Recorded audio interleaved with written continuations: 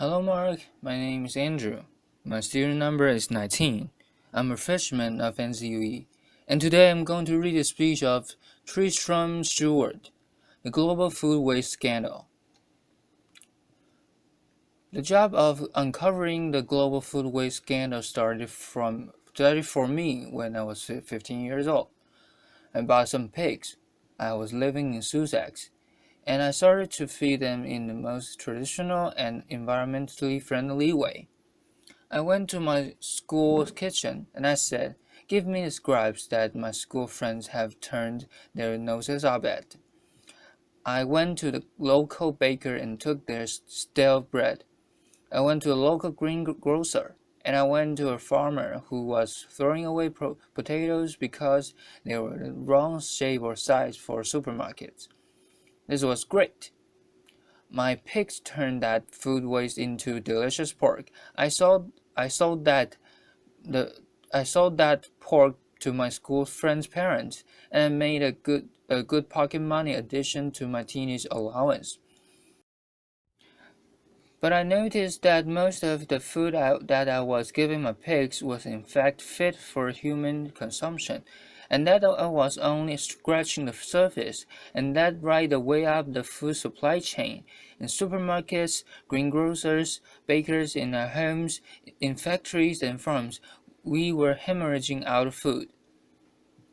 Supermarkets didn't even want to talk to me about how much food they were wasting. I'd been round the back. I seen bins full of food being locked and then trucked off to landfill sites. And I thought, surely there is something more sensible to do with food than waste it.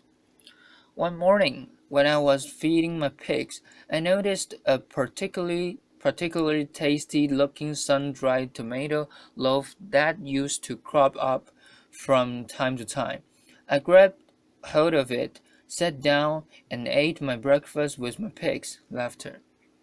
That was the first act of what I later learned to call freeganism, really an exhibition of the injustice of food waste and the provision of the solution to food waste, which is simply to sit down and eat food rather than throwing it away.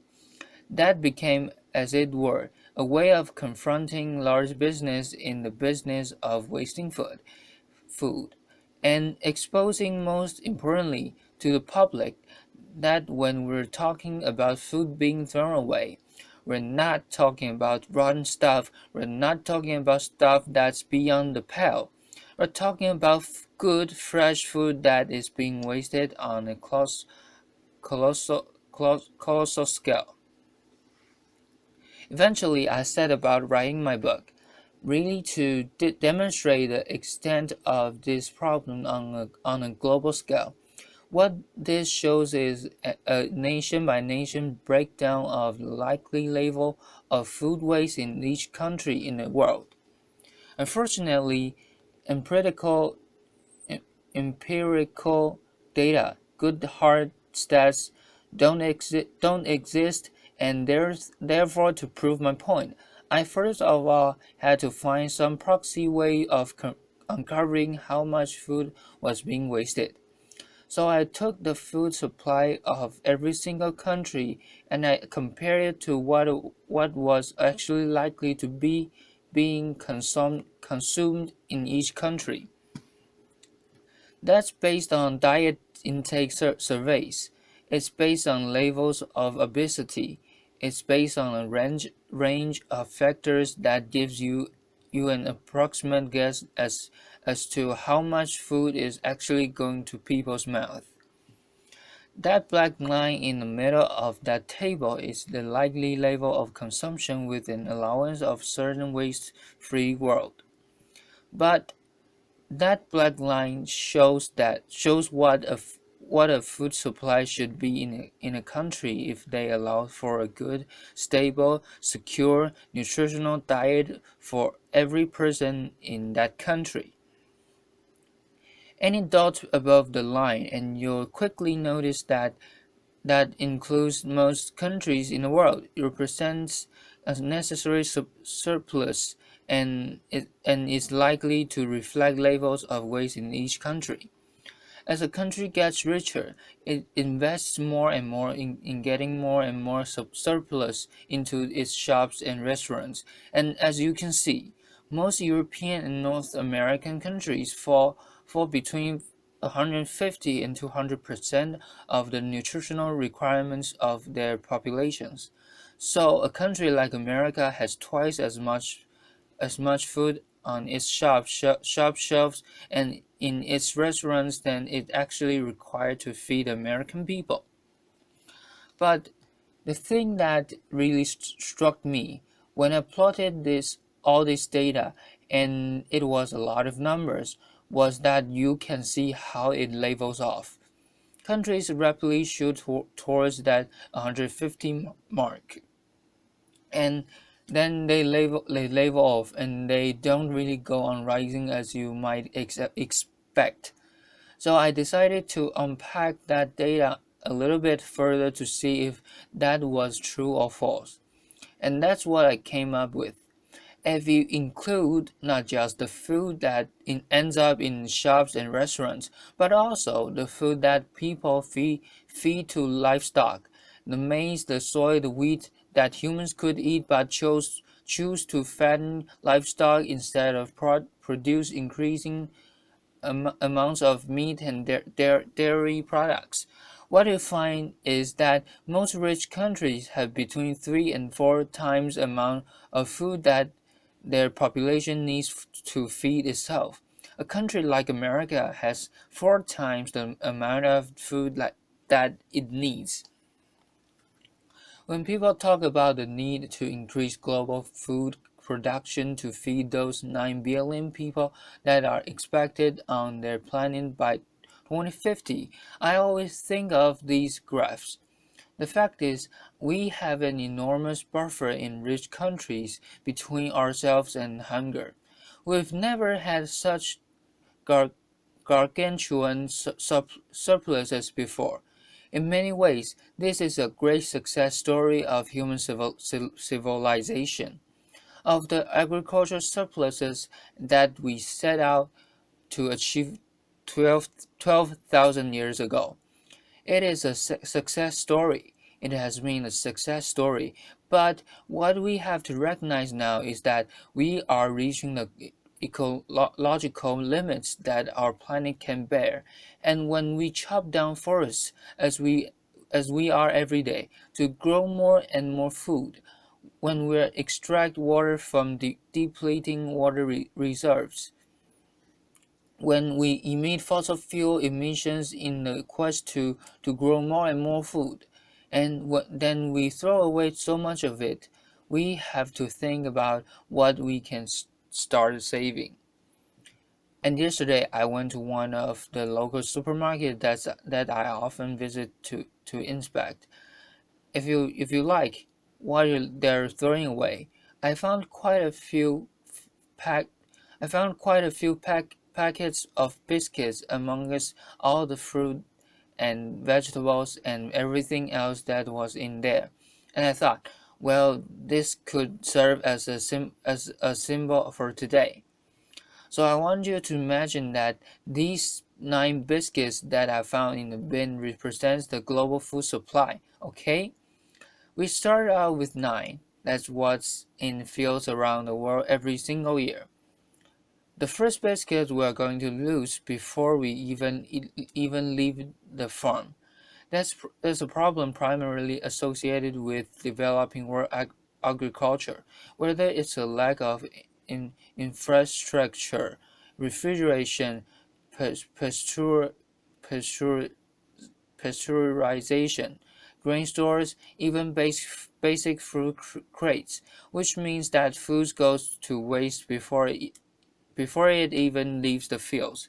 The next 3 biscuits are the foods and that we decide to feed to livestock, the maize, the wheat, and the soya. Unfortunately, our bees are inefficient animals, and they turn 2/3 of that into feces and heat. So we've lost those two, and we've only kept this one in meat and dairy products. Two more we are going to throw away directly into bins. This is what most of us think of when we think of food waste. What ends up in the garbage, what ends up in supermarket bins, what ends up in restaurant bins. We've lost another two, and we've left ourselves with just four biscuits to feed on. That is not a superlatively efficient use of global resources, especially when you think of the billion hungry people that exist already in the world. Having gone through the data, I then needed to demonstrate where that food ends up. Where does it end up? We're used to seeing the stuff on our plates, but what about all the stuff that goes missing in between? Supermarkets an are an easy place to start. This is the result of my hobby, which is unofficial bin inspections. Laughter. Strange, you might think, but if we could rely on corporations to tell us what they were doing in the back of their stores, we wouldn't need to go sneaking around the back, opening up bins and having a look at these and having a look at what's inside. But this is what you can see more or less on every street corner in Britain, in Europe, in North America. It represents a colossal waste of food. But what I discovered whilst I was writing my book was that this very evident abundance of waste was actually the tip of iceberg. When you start going up to the supply chain, you find where the real food waste is happening on gargantuan scale. Can I have a show of hands if you have a loaf of sliced bread in your house? Who lives in a household where that crust, the slice at the first and last end of each loaf? Who lives in a household where it does get eaten? Okay, most people, not everyone, but most people, and this is, I'm glad to say, what I see across the world, and yet has anyone seen a supermarket or a sandwich shop anywhere in the world that serves sandwiches with crust on it? After I certainly haven't. So I kept on thinking, where do those crusts go? Laughter. This is the answer. Unfortunately, 13,000 slices of fresh bread coming out of this this one single factory every single day. Day fresh day fresh bread. In the same year that I visited this factory, I went to Pakistan, where people in 2008 were going hungry as a result of squeeze on global food supplies. We contribute to that squeeze by depositing food in bins here in Britain and elsewhere in the world. We take food off the market shelves that hungry people depend on. Go one step up, and you get to farmers, who throw away sometimes a third or even more of their harvest because of cosmetic standards. This farmer, for example, has invested £16,000 in growing spinach, not one leaf not one leaf of which he harvested, because there was a little bit of grass growing in amongst it. Potatoes that are cosmetically imperfect, all going for pigs. Parsnips that are too small for supermarket specifications. Tomatoes in Tenerife, oranges in Florida, bananas in Ecuador, where I visited last year, all being discarded. This is one day's waste from one banana plantation in Ecuador, all being discarded, perfectly edible. because they're the wrong shape or size. If we do that, if we do that to fruit and vegetables, yet you bet we can do it to animals too. Liver, lungs, heads, tails, kidneys, testicles, and all of these things which are traditional, delicious, and nutritious parts of our gas- gastronomy go to waste. Offal consumption has halved in Britain and America in the last 30 years. As a result, this stuff gets fed to dogs at best, or is incinerated. This man in Kashgar, Xinjiang province in western China, is serving up his national dish. It's called sheep's organs. It's delicious, it's nutritious, and as I learned when I went to Kashgar, it symbolizes their taboo against food waste. I was sitting in a roadside cafe. A chef came to talk to me.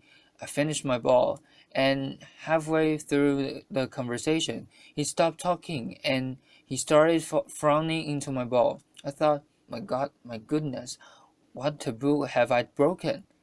How have I insulted my host?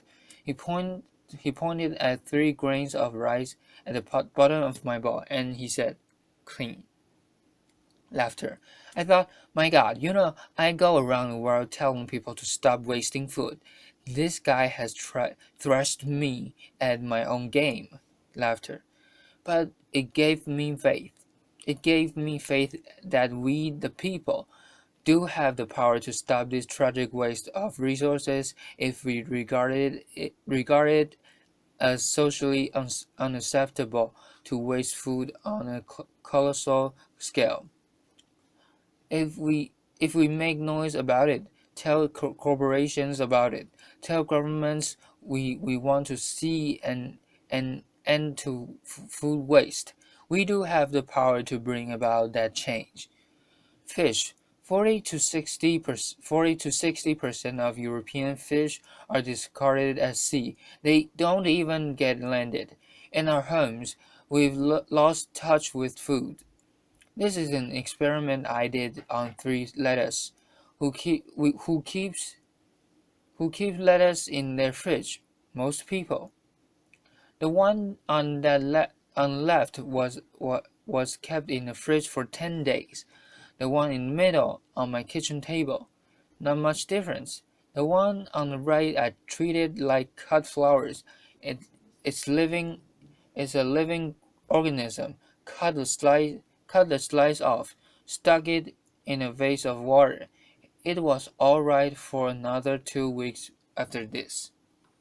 Some food waste, as I said at the beginning, will will inevitably erase will inevitably arise. So the question is, what is the best thing to do with it? I answered that question when I was 15. In fact, humans answered that question 6,000 years ago. We domesticated pigs to turn food waste back into food. And yet in Europe, that practice has become illegal since 2001 as a result of the foot and mouth outbreak. It's unscientific, it's unnecessary. If you cook food for pigs, just as if you cook food for humans, it is rendered safe. It's also a massive saving of resources. At the moment, Europe depends on importing millions of tons of soy from South America, where its production contributes to global warming, to deforestation, to biodiversity loss, to feed livestock here in Europe. At the same time, we throw away millions of tons of food waste in which we could and we should be feeding them. If we did that and fed it to pigs, we would save that amount of carbon. If we feed our food waste, which is the current government favorite way of getting rid of food waste, to anaerobic digestion, which turns food waste into gas to produce electricity. You save a paltry 448 kilograms of carbon dioxide per ton of food waste. It's much better to feed it to pigs. We knew that during the war. Laughter. A silver lining, it has kicked off globally. The quest to tackle food waste, feeding the 5,000 is an event I first organized in 2009. We fed 5,000 people, all on food that otherwise would have been wasted. Since then, it's happened again in London. It's happening internationally and across the country. It's a way of organizations coming together to celebrate food. So, say the best thing to do with food is to eat and enjoy it, and to stop wasting it. For the sake of the planet we live on, for the sake of our children, for the sake of all the other organisms that share our planet with us. We are a terrestrial animal, and we depend on our land for food. At the moment, we are trashing our land to grow food that no one eats. Stop wasting food. Thank you very much. Applause. Applause.